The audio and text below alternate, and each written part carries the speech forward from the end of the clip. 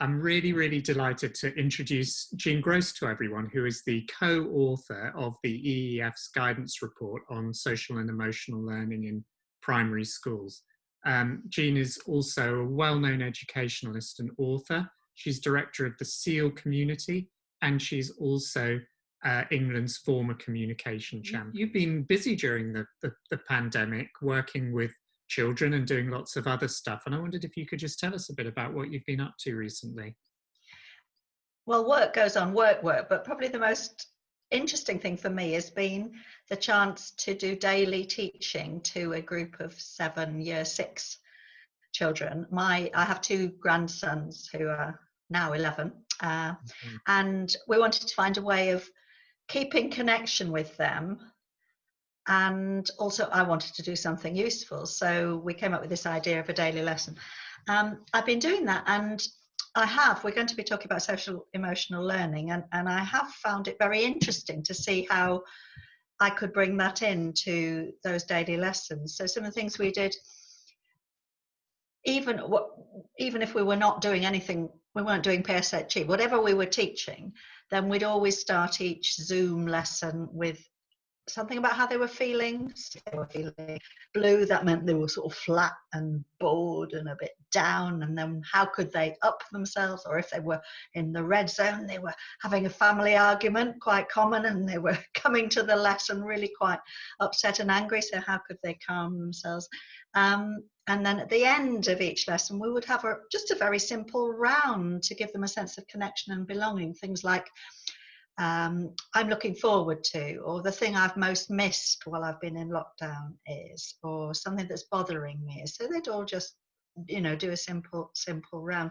And then we did once a week, we did an actual social emotional learning lesson. Now I haven't taught anybody for 45 years or done lesson planning for 45 years. So it was interesting, but I loved it. We actually, one of the things I did in my past was lead the development of the SEAL program, the National Social Emotional Learning program that was in a lot of primary schools some years ago. And so I used work from that on dealing with worries, dealing with change, and making new friends, because this is a group who are all going to secondary school and they were all a little, anxious. Will making new friends, will I have friends? So I was able to do that as well, and I found it worked very well. And I know everybody's not been able to do remote teaching, Zoom lessons, and I'm also very aware that the kids I were teaching were the kids who had laptops, who had internet access, so I wasn't reaching the children I would more like to have reached. But even those children were experiencing great challenges to their social emotional competencies as a result of the coronavirus.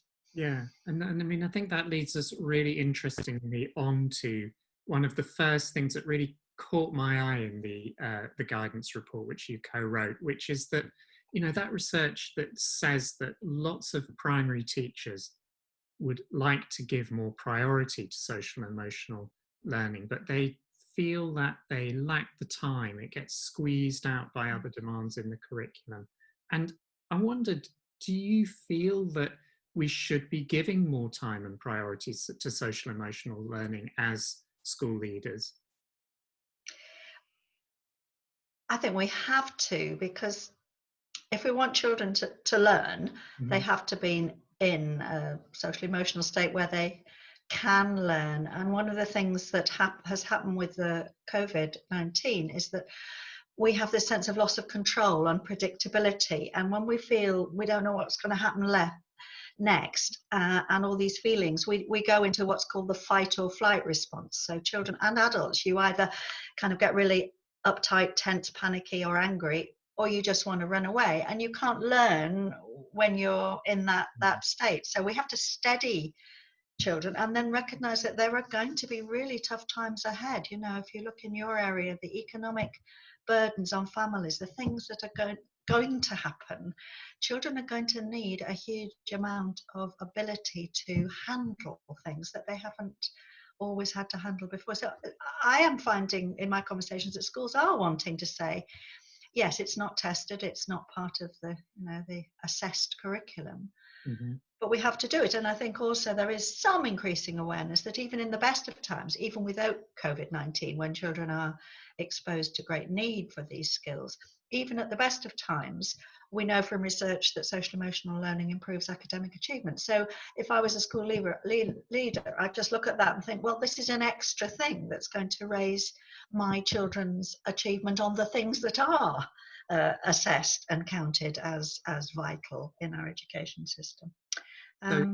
I don't think I ever meet school leaders or teachers who say they wouldn't like to do more of this, but there has been this sense of pressure of time. And on the whole, I think when the EF did its survey research underpinning the report they brought out, they found that schools were often saying, well, we do a bit, we do 30 minutes a week maybe of PSHE. Well, 30 minutes a week isn't a great deal. So there hasn't always been that balance. And even like when children are coming back to school, all leaders will be facing that now, children are coming back to school. What do we do then? There's so much we can do to embrace social emotional learning. We can do activities that reconnect children, that give them that sense of belonging. So, as a whole school community, having a think together about what do we want to keep from the COVID-19 time and what do we want to not keep? What's been the good things? What have we learned? We can ask children, reflect on what you've learned. Were there times when you were able to show kindness? Were there times when you were able to manage your feelings? Were there times when you were able to become independent? So get them to recognize that they've grown. It hasn't all been bad. Some children have grown. So we need to do that communal reflection. I think it's a great time for a school to do something again about let's reestablish how we want to be together. How do we want to treat each other now we're back? How does everyone want to feel? And in that case, what do we need to do to make that happen? So you reinvent as a community the school rules through all of you thinking together, how do we want to be now? It's been tough. How do we help each other? Yeah. So I think that, again, a couple of messages that make me kind of remember from the report are, first of all, what you say about interweaving this through everything you do. So this isn't just about sort of standalone sessions in social emotional learning, but it's about how you weave it through everything and take opportunities throughout the day when they come up. And secondly, that this is about school values, it's about a sense of community. It's about that bigger picture, that mission, if you like, that school leaders and their teams create in our school curriculum. Also, very noticeable in the report is that there's a very clear sense of the different sorts of skills and the kind of structures that should underpin. I think it's helpful always to know what we're teaching, isn't it? In all the other subjects, we know what we're teaching.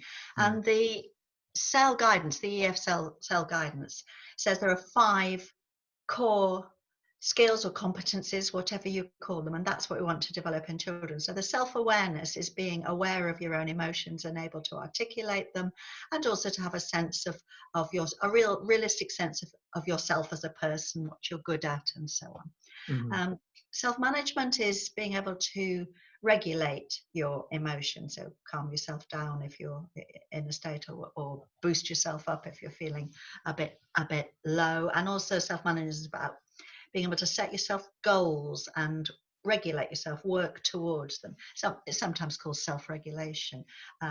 Social awareness is the one, I guess this one really matters to me. This is about empathy and being able to understand other people's perspectives. So this is about, like, we've got a lot of children back in school now, and some of their friends aren't and can't be. So what are we doing with those children who are in school to say, get them to think, to show empathy for the ones who have now got fear of missing out, they're stuck at home? And how could we get those children who are in school to reach out, send postcards, send messages, show that empathy to the ones who can't be there? Relationship skills, how we work in groups, how we handle conflict, how we make friends, keep friends, say goodbye to friends when we need to, and responsible decision making, how we make wise decisions, how children learn a formal process for solving problems, whether they're problems just in internal problems or problems between people. So that would include conflict management. Strongly is that it's especially important to promote social and emotional learning skills for children and young people from disadvantaged backgrounds. And I wondered again if you could tell us a little bit, like, why did you prioritize that in the guidance report? What's the thinking behind that?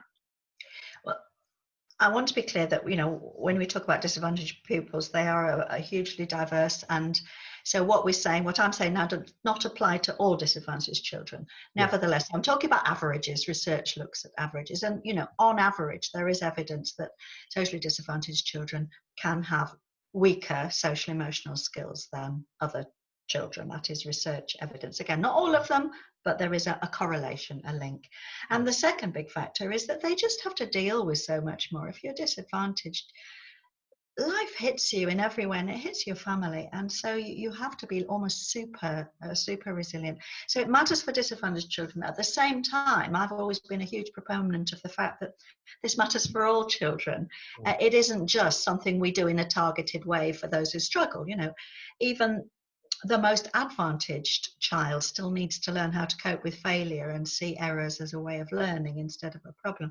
Learn how to deal with peer pressure, learn how to deal with, the friendships, little girls who fall in and out all the time and make themselves miserable. Every child needs this, but some children need that little bit extra, I think. Yeah. So some school leaders might be thinking about buying in a program which will support their teaching of social and emotional learning in schools. What would your advice to school leaders be about choosing the right program for their school?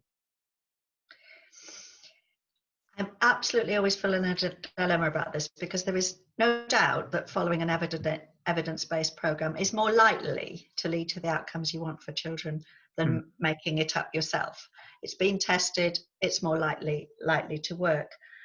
But on the other hand, we're not always in education given to programs. We don't teach history, for example, through a program, a set evidence-based program that's had a randomized control trial. What we do have, though, is a set of sequenced learning objectives. We know what we want children to learn in history, and we know the evidence-based pedagogies. We know what works in memory or what works in the way you present information. And I think there's something in social emotional learning where we also could think of it not just as a bought-in program, but as a curriculum. And if you make it up yourself, you have to do that job yourself or use another progression. I mean, when we developed the SEAL curriculum, that has a progression built into it, but it isn't an evidence-based program because it's not had people do it in different ways, but there is in a progression of learning objectives. I think you need that progression and the idea of spiral, that you revisit things in progressively more complex ways as children get older. Thank you so much. This is the spiral revisiting of self-awareness, recognizing and labeling feelings. You can see what it looks like there at nursery. And you can see when you get to year 5 and 6, children should be able to understand that you can have mixed feelings, that sometimes you can feel partly delighted and partly sad or jealous. And that year 5 and 6, they'll be able to predict feelings, not just recognize them, and use a hugely grown, enlarged vocabulary for feelings. And that is the kind of spiral that I would love to see. So for school leaders thinking about this, there's also a really helpful diagram in the report which sets out 4 principles which you call the SAFE principles, and it'd be really helpful if you could talk us through that. Yeah. SAFE's a good way of remembering these. So sequence, this is what I was talking about, if spiral progression, things building on each other rather than just a random, let's do this today. Active forms of learning. So there is evidence that children, but role play, doing something active helps most. Focus time, this is the key thing, that there is protected time, that this isn't something that gets ditched when we haven't finished our other subjects. Protect lot of activity in schools on well-being, but it's not always part of this sequenced framework of what do we want them to learn when, and what's the best way of teaching it. There's another element about having a SEL curriculum in place, is that it enables us to be proactive rather than reactive. We could then build on prior learning, and it is about that. It's just like any other subject, building on prior learning and returning to learning rather than reacting to what's in front of us. I wondered if you just had any last thoughts or soundbite, if you like, to leave us all with. It is the implementation. It's not what you do always, it's how you do it. And the soundbite is simple. Just treat this SEL as if it was reading, as if it was phonics, as if it was maths. How do you monitor that? How do you evaluate it? How do you have someone in charge of it in school? How do you do CPD? Just treat it like any other subject. So you have the skills, all the leadership skills are there, but we need to see that we can apply them to social emotional learning. Also, there's something I haven't said that's so important, that you're doing this already. I don't know a single primary school that isn't already working on social emotional learning. This is not new. What it is perhaps is about systematizing it. It's not something new. It is something well within our capabilities and building on our existing strengths. English primary schools are brilliant.